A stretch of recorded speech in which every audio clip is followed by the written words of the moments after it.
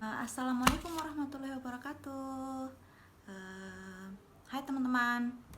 Jadi hari ini tuh aku mau Q&A tentang semua pertanyaan-pertanyaan yang masuk di DM IG.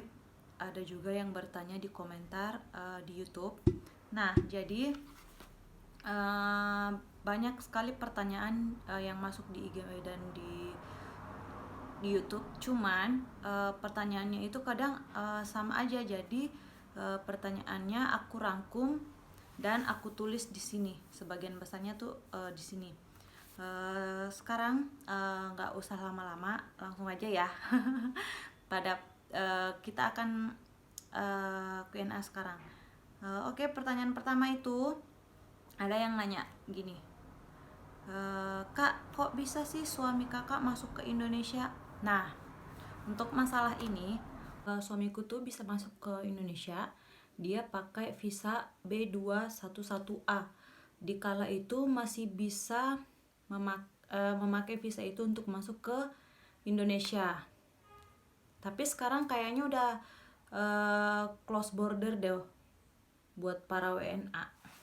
Aku tuh memantau dari tahun 2020 di akun Instagram Ditjen Imigrasi. Nanti aku post di sini ya.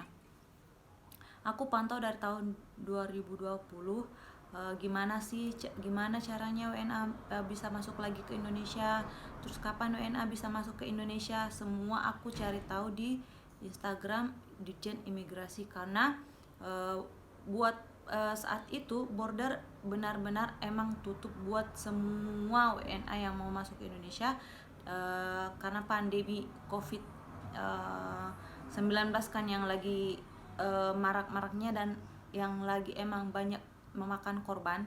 Jadi mau nggak mau ya border ditutup. Nah, border dibuka itu kalau nggak salah tuh akhir Maret ya, atau pertengahan Maret.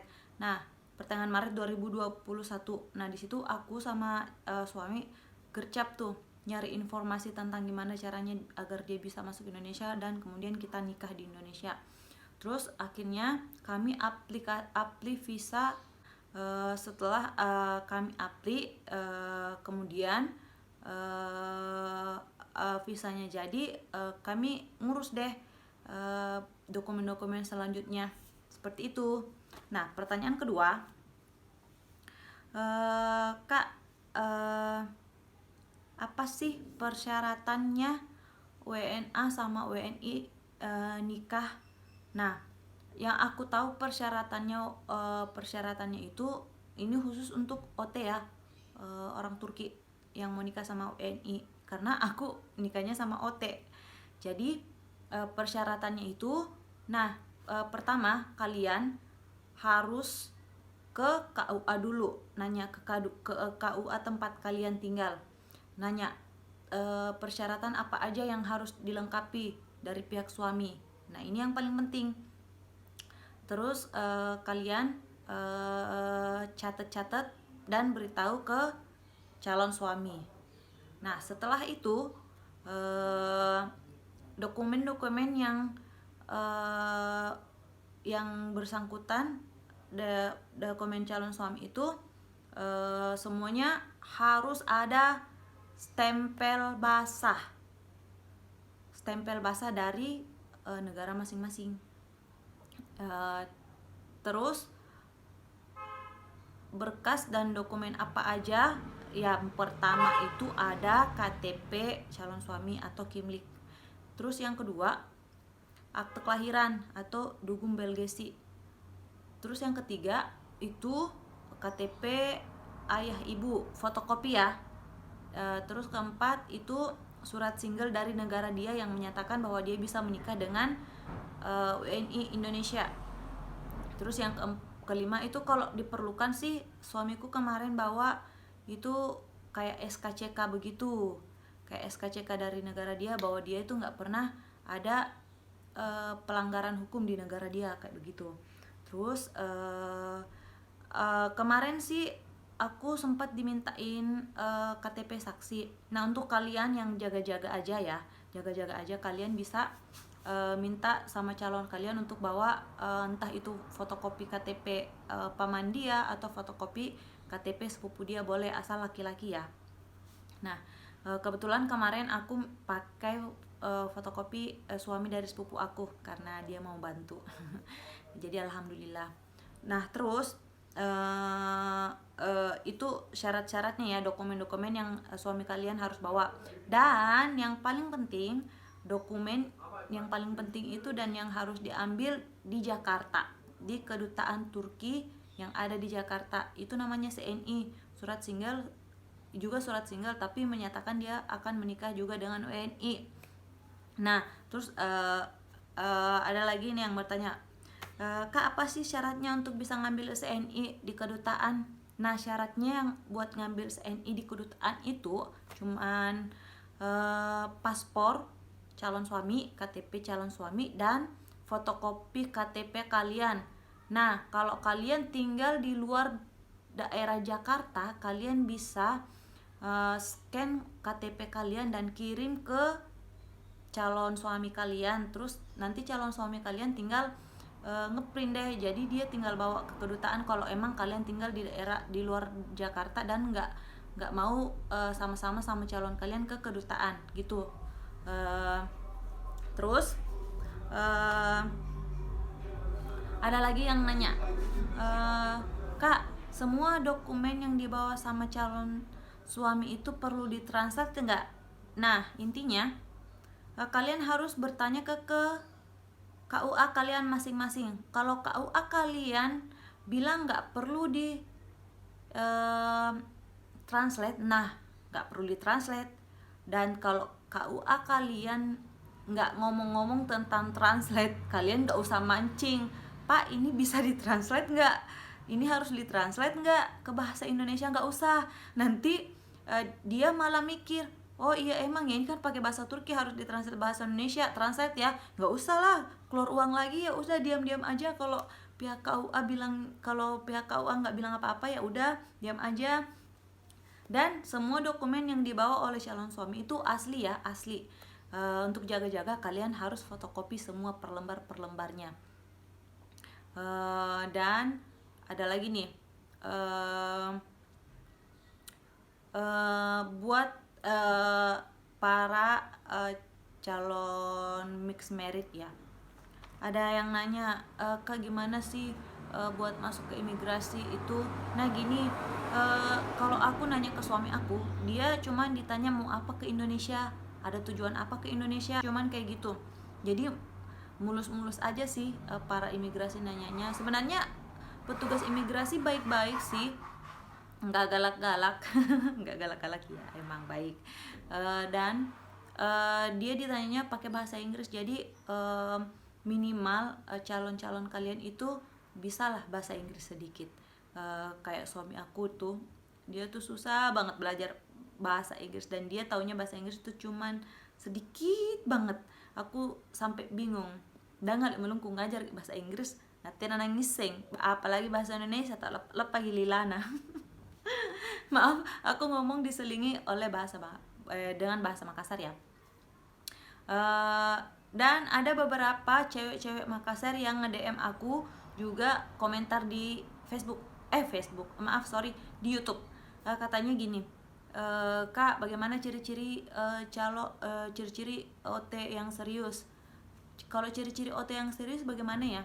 Begini menurut aku, ciri-ciri OT yang serius itu kalau kalian sudah dikenalkan sama keluarga masing-masing, dan kalau hubungan kalian itu udah berjalan beberapa waktu begitu.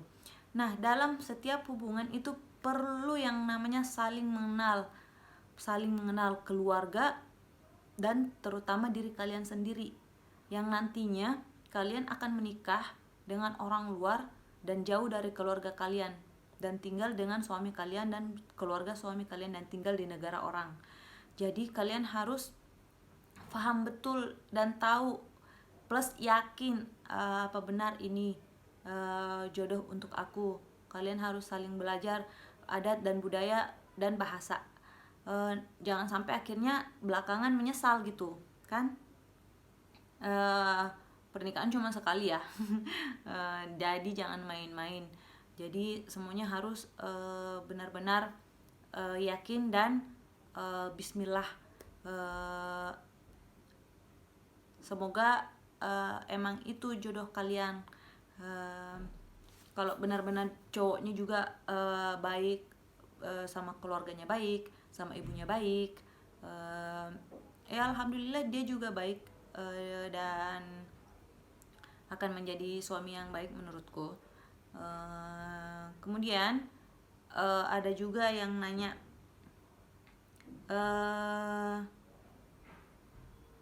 Kak, sebelumnya maaf karena ini ada yang nanya sama aku, Kak, agama di sana bagaimana di Turki? Nah, untuk agama, kalau kita di Indonesia itu kan kita itu mazhabnya Syafi'i ya kan. Nah, di Turki itu kebanyakan mazhabnya mereka itu Hanifi.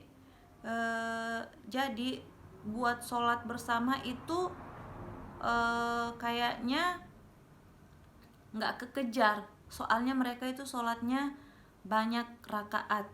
Dia ngambil semua macam sholat, sholat fardu, sholat witir, sholat sunnah, sholat wajib, semua diambil. Sedangkan kita yang Hanifi, yang Syafi'i, kita hanya mengambil sholat wajib dan sholat sunnah ya kan. Itu pun kita ngambil sholat sunnah kalau saat maghrib dan sholat subuh, iya benar. Itu kalau aku. Kalau kalian mungkin ada yang ngambil sholat sunnah full 5 waktu sholat ya kan. Terus begini, kalau membicarakan soal agama, kalian tentunya harus bertanya langsung sama pacar kalian atau calon suami kalian, mazhab mereka itu apa dan cara sholat mereka itu kayak gimana. Jangan nanya sama orang lain, karena orang lain belum tentu tahu. Yang tahu itu ya calon kamu atau pacar kamu. Jadi sebaiknya kalian nanya aja langsung ya sama pasangan masing-masing. Takut salah soalnya. Ini kan kalau membicarakan soal agama itu sangat sensitif dan ada pro dan kontra. Ya seperti itulah. Terus banyak sih yang nanya-nanya, tapi pertanyaannya ya sama aja. Kebanyakan pertanyaan mereka sama aja. Jadi mungkin kalau ada lagi yang ingin bertanya secara detail, atau mungkin jawaban saya sekarang itu nggak memuaskan kalian, kalian bisa langsung DM aku, atau kalian bisa langsung komen di YouTube ya, atau langsung DM aku ke Instagram. Nanti aku post di sini juga ya Instagramnya. Nah terus buat pertanyaan-pertanyaan selanjutnya nanti aku akan jawab bareng suami di video selanjutnya. Ya udah, sampai di sini dulu ya video yang bisa saya buat. Kalau ada salah kata dan salah pengucapan mohon maaf. Mungkin kalian nggak berkenan dengan apa yang saya katakan, mohon maaf. Ya udah, sampai di sini dulu, dan tetap nonton video YouTube kami ya. Jangan lupa subscribe, like, comment and share sebanyak-banyaknya. Assalamualaikum warahmatullahi wabarakatuh. Sampai ketemu lagi di video selanjutnya.